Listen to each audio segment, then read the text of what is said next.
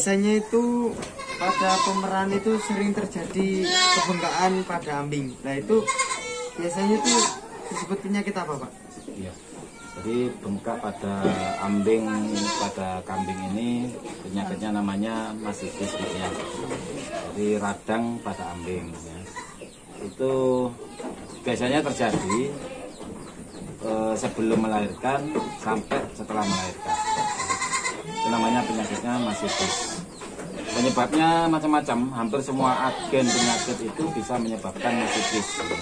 Mulai dari parasit, virus, bakteri, ya, perlakuan pemerahan yang kasar, ya, digigit serangga, itu bisa menyebabkan masitis. Bahkan pakan yang kurang pas untuk kambing yang sedang hamil itu biasanya dikasih konsentrat dengan kadar protein dan lemak yang tinggi, itu bisa juga menyebabkan penyakit masitis.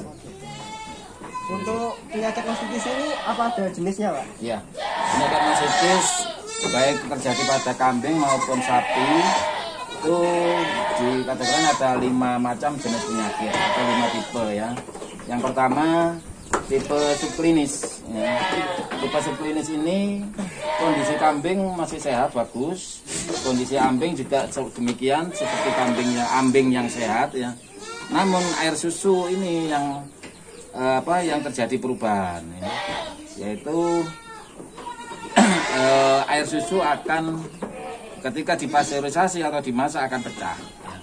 Itu namanya masitis subklinis yang pertama ya. Nah, jadi itu biasanya pada sampai bisa jadi tidak ada klinis yang tapi air susu aja biasanya agak kemerahan ya. Yang kedua masitis klinis ya. Ini biasanya ambing bengkak merah ya, terjadi demam, suhu tinggi, tidak mau makan atau anoreksia ya. Terus tapi kondisi air susu itu kadang masih bagus ya. Tapi juga gitu ketika dimasak juga akan pecah ya. Gitu. Yang ketiga masitis masitis terakut ya. Ini yang paling ganas ya. Ketika melahirkan ya itu akan air susu itu darah yang keluar ya. Ambing sama puting itu agak kebiruan. Nah, kalau terjadi terakut ini kebanyakan kambing akan mati ya. Dan pengobatan tidak efektif biasanya tidak begitu menghasilkan yang bagus untuk pengobatan yang terakut ini ya. Biasanya itu. Yang keempat masitis subakut ya. Ini biasanya kondisi kambing demam memang, tapi ketika kita tangani, kita terapi biasanya mudah sembuh ya. Itu kita mudah sembuh dan kondisi ambing biasanya bengkak merah tapi air susu masih bagus. Yang kelima itu kronis, biasanya kambing ini masih bagus sehat ya, ambing itu juga ya, tapi air susu tinggal sedikit. Karena apa? Kantong-kantong atau lobus-lobus air susu itu akan berubah menjadi menjadi jaringan ikat ya, menjadi jaringan ikat atau seperti daging. Sehingga kantong-kantong susu itu akan habis jadi daging semua, sehingga produksi air susu menurun drastis. Itu 5 jenis penyakit masitis ya. Ya. Untuk penanganannya itu apakah 5 macam itu sama semua apa bagaimana, Pak? Kalau perakut tadi yang pertama ya, perakut ini kita tidak menghasilkan hasil yang bagus untuk terapinya ya. Kebanyakan kambing mati. Dan ini yang perakut ini kebanyakan diberi dampak dari pemberian pakan yang kurang pas ya. Kalau kadar lemak protein terlalu tinggi, pembuluh darah vena menuju ambing itu kecil, akhirnya pecah, jadi darah yang keluar dari kantong-kantong susu itu.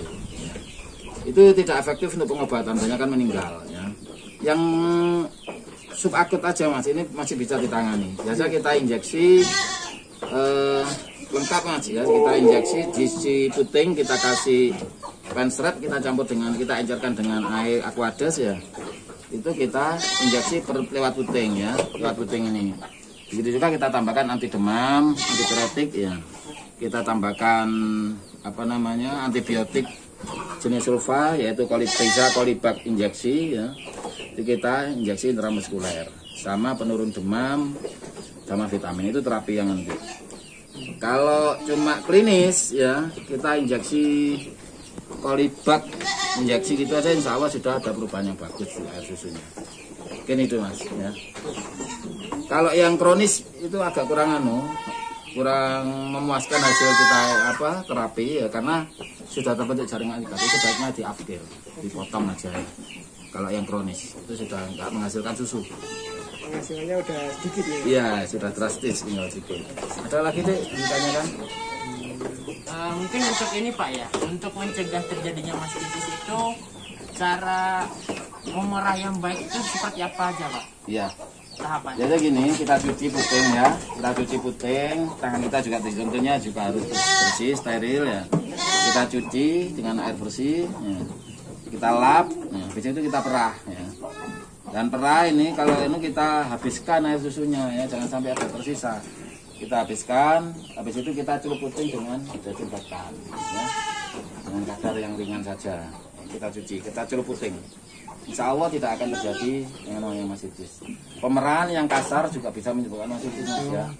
Jadi biasanya kita merah, kita ambil air susunya sedikit, itu jadi pelumas, itu sehingga tidak kasar, tidak menimbulkan traumatik, akhirnya radang atau mastitis. Gitu kan. Kalau pelumas itu biasanya pakai apa Pak? Ya air susunya sendiri kan kita pakai, kita ambil sedikit. Cerutan pertama ya, sekresi pertama ya, kita pakai pelumas. Kalau pakai margarin itu biasanya ada. Nggak bagus mas nanti. Bagus. Dipakai aja, air susu kita perah dikit ya. Nah gini, ya. Kita ambil dikit, itu jadi pelumas ini. Ya. Sehingga nggak ngelecetin kulit puting atau ambing ya. Ada lagi deh. Penyakit ini, mastitis ini bisa menular ke ternak lain nggak? Mastitis ini penyakit individual, jadi tidak menular baik ke antar ternak maupun ke manusia atau zoonosis, tidak menular. Ada lagi? Cukup? Ya. Mungkin itu cukup Pak. Oke, jadi untuk pelajaran DAD nanti di lapangan seperti itulah ya. Oke, terima kasih.